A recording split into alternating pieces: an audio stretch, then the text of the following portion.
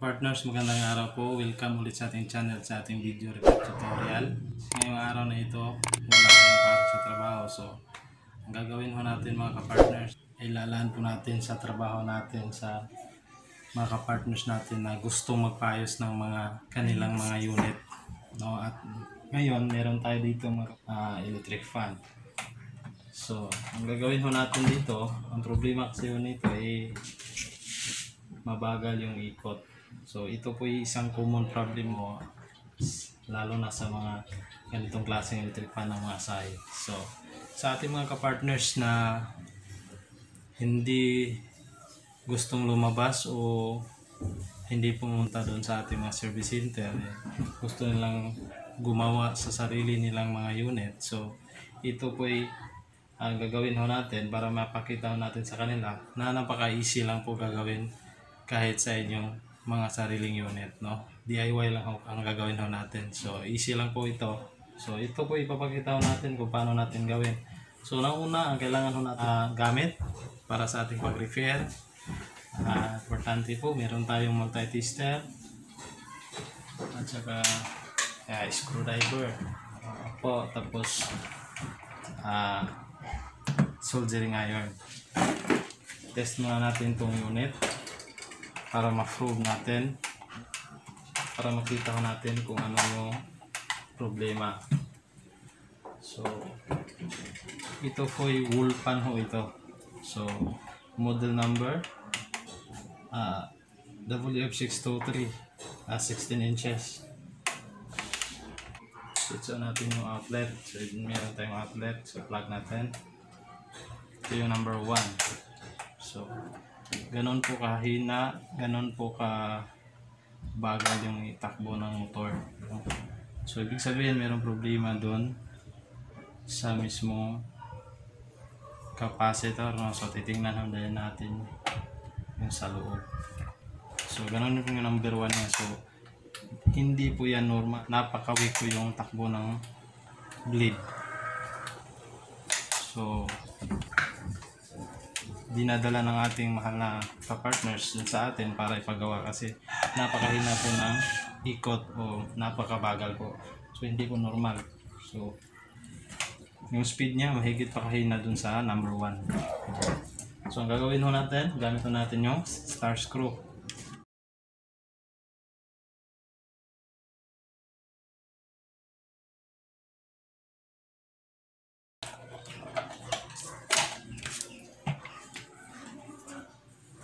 So ang una ko pong tingnan dito mga ka-partners ay itong capacitor.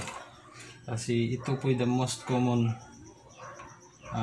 trouble kapag mahina yung ikot ng isang electric fan na asahi. So napakatibay ng motor ho nito kasi pure copper 100% itong motor wire winding ho nito. So hindi basta-basta yan nagka-problema yung motor winding ho nito. So most probable cause kapag mahina yung ikot nito, itong capacitor.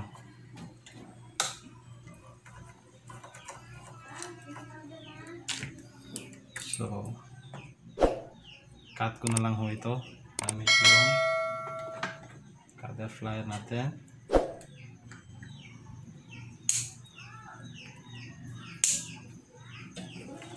Ito yung capacitor natin, 1.5 UF 450 volt. Ito po yung ginagamit sa 16 inch 65 watts na motor ng asahe. So ito po. So gagamit po tayo ng multi-tester. At yung ating multi-tester, set natin yung elector dito. Times 1K po yung gagamitin natin na range position. Elect natin dito sa times 1K. So tapat natin dito yung test probe, baliktad natin. So kikita natin yung printer natin, napakahina po. So napakahina po. So lipat tayo dito, tingnan natin dito times 1K, double check natin times 1K. Yung range position, select natin times 1 key. para ma-prove natin talaga na weak. So dito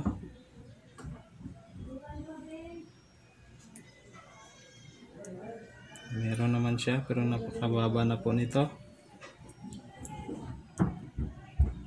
So mababa na yung capacitance nito. So, ngayon ka-partners, meron po tayong pangpalit na capacitor.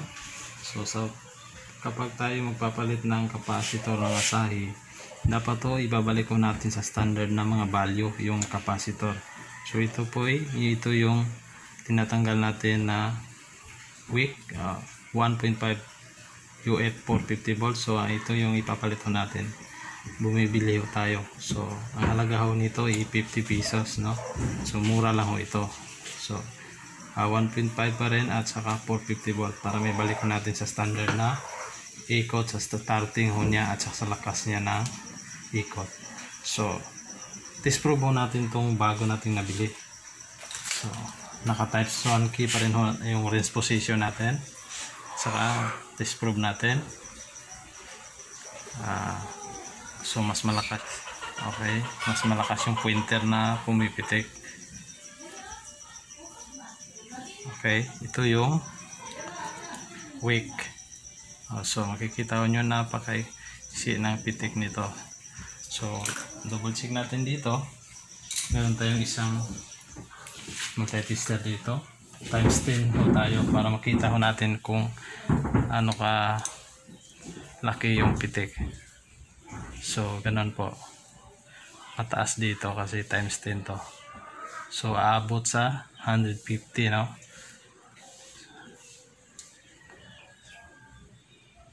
Tapos pabalik siya pababa. So aabot siya 150. So ito yung weak. So nandun lang sa napakababa po. Nandun lang sa 50, no? Nandun sa 50 lang yung range split niya, no? Okay.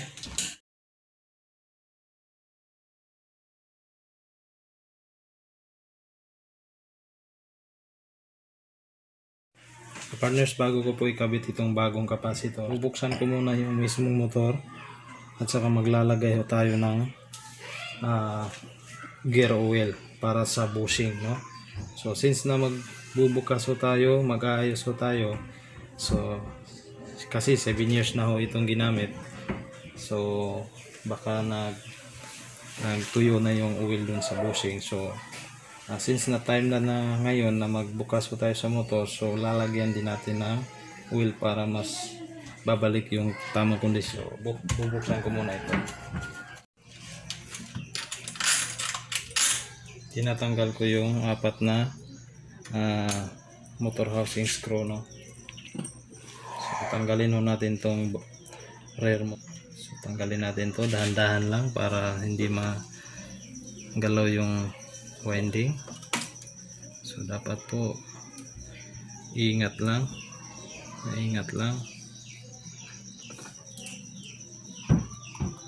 So dapat po iingatan natin to para hindi mahugot yung wire winding, kasi para hindi maputol yung wire winding. So ito na makikita natin dahil sa tagal na kong gamit, medyo init yung mga motor. So nakikita natin yung mga cable tie. So nadudurog siya dahil sa init ng motor. So ang kailangan natin dito, yung papalito tayo ng cable tie. So 3 piraso o 2 pwede na. So meron tayong pang replace na cable tie dito po. So papalitan ko muna tong cable tie para hindi natin magalaw yung stator winding, no? Yung connection sa mga wire niya, para stable po siya. Okay, tapos isa pa.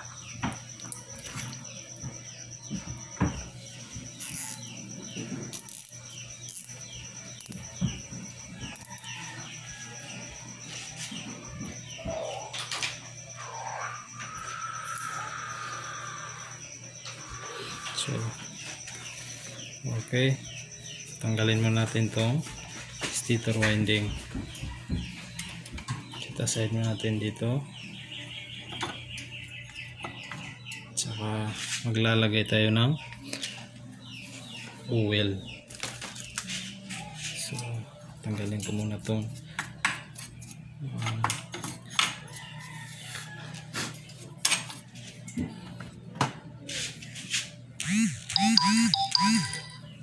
so dito na yung oil natin. So dito natin ilagay sa mismong oil cup.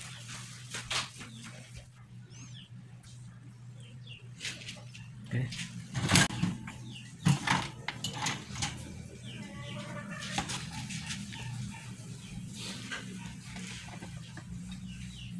Kaya dito sa rear, tatamaan na natin sa oil yung oil filter na span sa ilalim para dun mag-absorb yung oil, dun mananatili yung oil para dandahan siyang magbibigay ng panglambot dun sa bushing habang umiikot.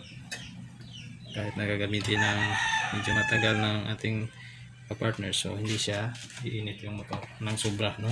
Normal naman iinit na yung motor. So ito na, babalik natin to stator. Wala namang problema yung stator kasi gumagana po yung, so ito yung thermal fuse nya, good condition yan. Cut natin tong cable tie. Okay, so absorb lang yung oil, so babalik na natin.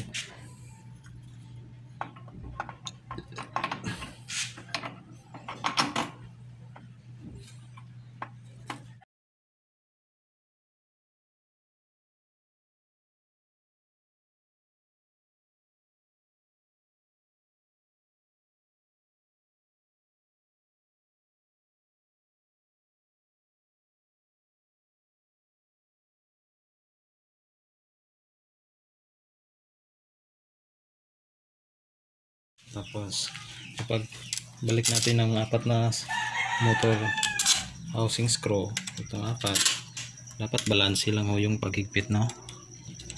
At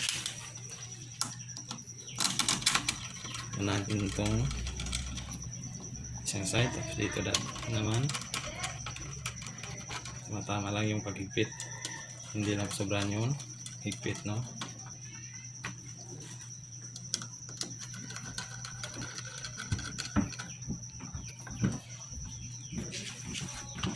Saka buksan ko muna.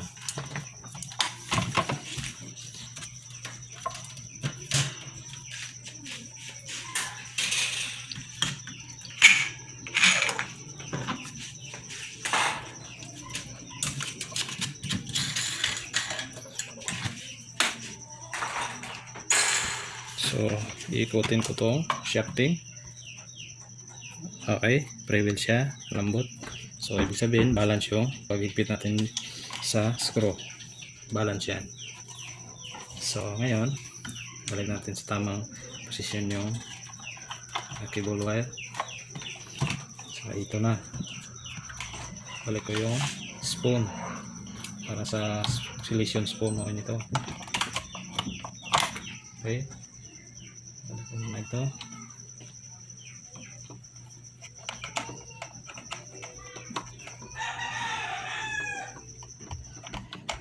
Pero lilinisan ko muna ito.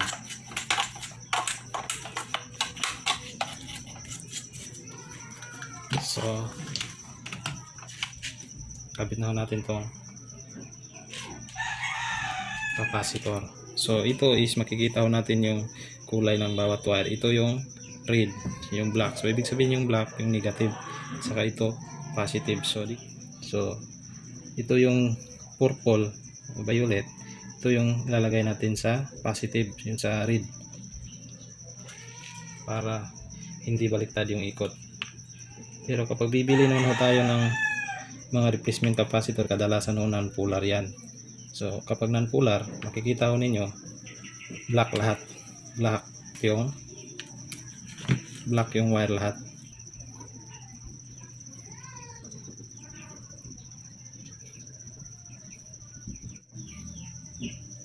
na kailangan i-solder pa natin. Fix mo lang ng maayos, tapos lagyan ng insulator para hindi tayo ma-kuryente. Tapos painitan ho natin ng ano yung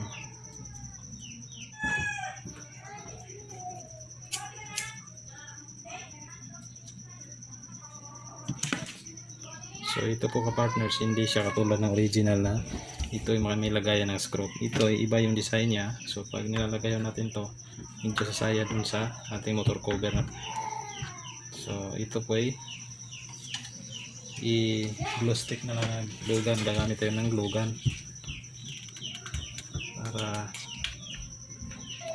ilagay ho natin ito.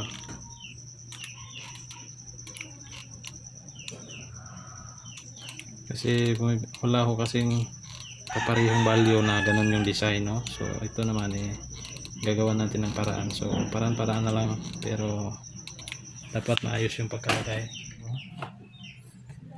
Screw.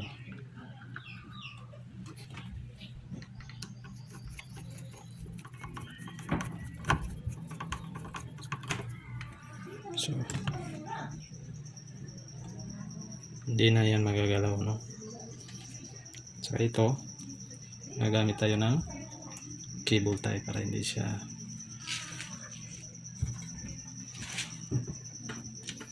so ganun lang, hindi na yan.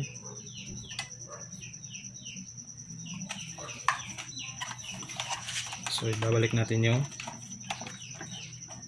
motor cover, yung back motor cover. Natin yung solutionan. Tapos ito yung rear fan guards, tsaka yung grill nut.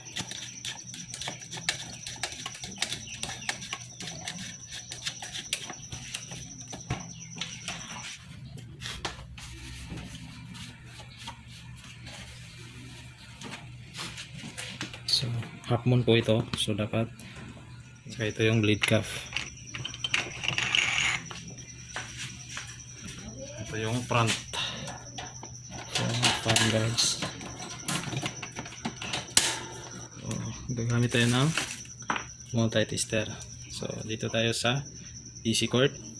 Ganun po yung lagay natin sa easy cord, yung test probe natin. Saka lagay natin yung scale range position natin sa elector sa times 1 para sa resistance. So ito yung number 1. Okay, maangat yung pointer. So paangat yan. Number 2, tataas pa yan. Saka number 3, maangat. So yun po ang tamang pagbasa ng resistance ng stator winding na buo. Okay, so test natin. Meron tayong outlet natin dito. Ito yung lagayan dito. Okay, para makita natin yung speed niya. So yung number 1. So ganun po makita na nyo nung speed niya na malakas na kung kaya na. So sulit natin. Okay, so itong electric pan na pinabili ng ating kapartners na customer August 13, 2012, no? So 7 years na ito ngayon. So lagpas na ito sa warranty. So ang Asahi po ay nagbibigay ng 5 years warranty sa kanilang mga produkto na electric fan. So ito po ay lagpas 5 years na ho. So siniservisyohan pa rin ho natin kasi meron ang yung terms and condition nila doon sa warranty. 5 years warranty on motor and lifetime pre-service. So lifetime pre-service. So ngayon, ang gagawin ho natin dito, since na tayo ay isang empleyado ng Asahi at saka tagagawa din ng kanilang produkto, so gawin ho natin ito yung free service ho ito. So ang babayaran ho nito, customer ho nito, yung minimal charges lang po sa spare. So gaya ng capacitor, yun lang po yung babayaran niya. So binili Electronic Store yung capacitor na sa halagang 50 pesos. So yun lang po yung babayaran ni customer. So ito po ay maayos na. So ito na yung speed number 1 niya kapag. So makita na yung starting niya. Napakalakas na po. Sa yung number 2. So, na po siya.